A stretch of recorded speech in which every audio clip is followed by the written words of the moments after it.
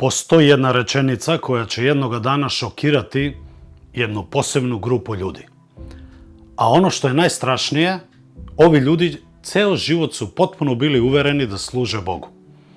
Zamisli da ceo život veruješ da služiš Bogu, moliš se, ideš u crkvu, možda čak služiš drugim ljudima i onda kada staneš pred Hrista, očekuješ dobrodošlicu, a čuješ rečenicu koju niko ne želi da čuje.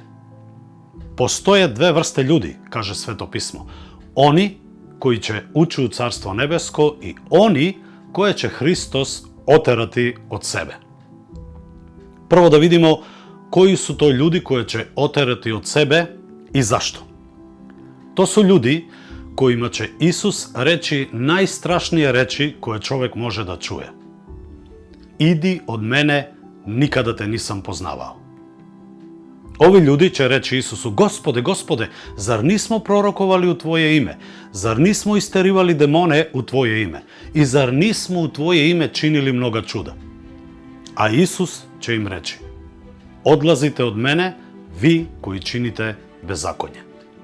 Pre nego što pogledamo drugu kategoriju ljudi, oni koji će ući u Carstvo nebesko, da razmislimo malo o sebi. Šta će meni reći Hrist kada budem stao pred njim? Čini se da je moguće da čovjek misli da služi Bogu, a da ga Hrist ne poznaje. Ali kako je to moguće? Druga kategorija ljudi su oni koje će Hrist primiti u svoje carstvo.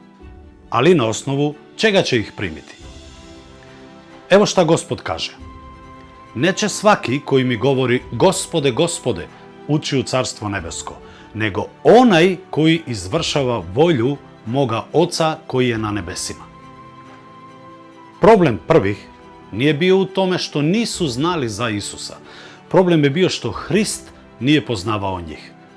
Nisu imali živ odnos sa njim, niti su živeli u poslušnosti njegovoj volji, a činili su i bezakonje, kaže Gospod. Šta misliš o sebi? Da li će te Hrist, kada staneš pred njim, oterati od sebe kao nekoga koga ne poznaje, ili će te uvesti u svoje carstvo?